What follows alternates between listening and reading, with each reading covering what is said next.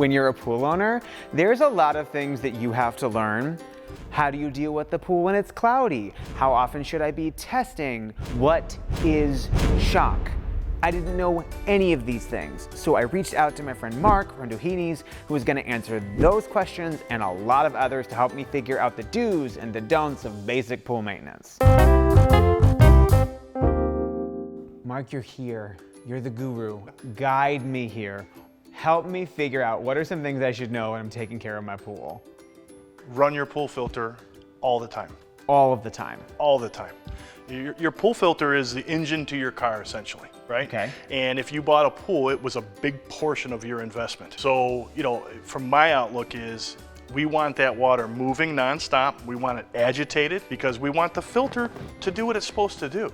Okay, now I'm going on vacation, okay? And I'm trying to figure out, do I have a neighbor come over and take care of my pool? What should I do? Run your filter. Make sure it's on the whole time while you're gone, because that way at least you know you've got a fighting chance to have any issues. Also, it's a little bit easier for your neighbor who doesn't know what to do to come over and just make sure the filter is on. Okay. If I want to avoid the most expensive problems, the first thing I can do to prevent that is keeping my pool filter on all the time. All the time. People tell me all the time, shock the pool, shock the pool. How do I actually put the shock into the pool? Do I just throw that in there? How does it work? We suggest you always pre-dilute any of your granular product that you're putting into the water. You always want to add chemical to water, not water to chemical. Got it. You always want to disperse the chemical in front of your return jet where the water comes back into the pool. Got it. So just pour it very slowly in front of there and the water will just get kicked out into the pool. It is bare essential. Pool shock is just simply adding more chlorine to the water to give your existing chlorine a boost. So for example, we recommend you shock your pool at least once a week. Okay. And so you would do that, say, on a Friday night after the pool or getting ready for the weekend.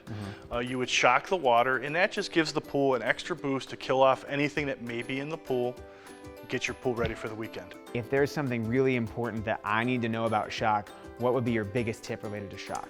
I would say the biggest tip would be to make sure you shock at night. Because if you shock during the day, I mean, you can do it, but you're giving the sun an opportunity to eat up that chlorine that you're just putting into the water. Plus, typically we tell people to not use their pools for 12 hours, at least 12 hours after shocking. The shock will work more effectively because the sun is gone for the day and the pool will be ready for you the next day. Do pool chemicals expire? Depending on the chemical, chlorine usually has a 2 to 3 year shelf life, but you got to keep it in a cool, dry area. In your garage is fine. Other chemicals may vary, but the one tip I always tell people is that you don't want to throw out any of your pool chemicals in your garbage. Just dump it into the water and keep your filter running. It'll dissolve in the water. Huh. So you've covered some things I can do ahead of time. What's another thing that I could be doing every day that'll avoid some kind of issue? I would say testing your water more consistently. Okay. We recommend at least testing it once a week. Once a week. Once a week. I would up that actually, especially during the season. That's when people are going to be using the pool the most. Your bather loads are higher. If you get a summer rain that's bringing spores down into the water, etc., you want to test it at least 2 to 3 times a week. I have algae. Do I just shock the pool? What do I do?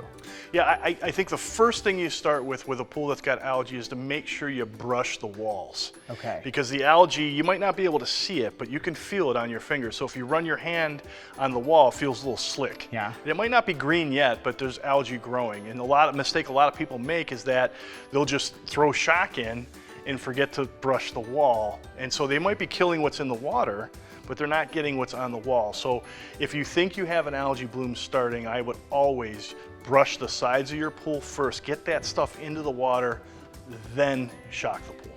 What do I do after it rains? I would say the first and foremost thing to remember is just don't neglect the pool, especially after it rains. The big deal with rain is that it brings a lot of those summer spores that are in the air down into the water, which can lead to algae blooms. So you just simply want to make sure your filter's running all the time. Even when it's raining? Even when it's raining. Okay.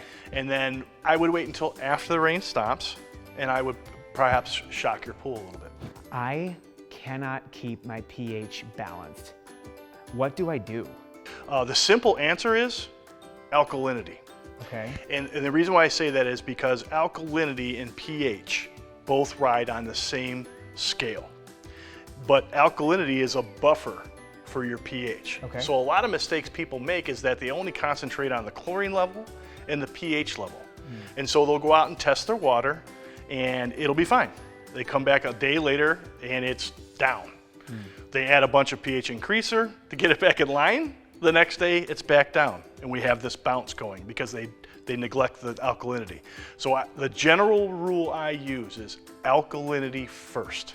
Okay. If you're having pH issues, check your alkalinity.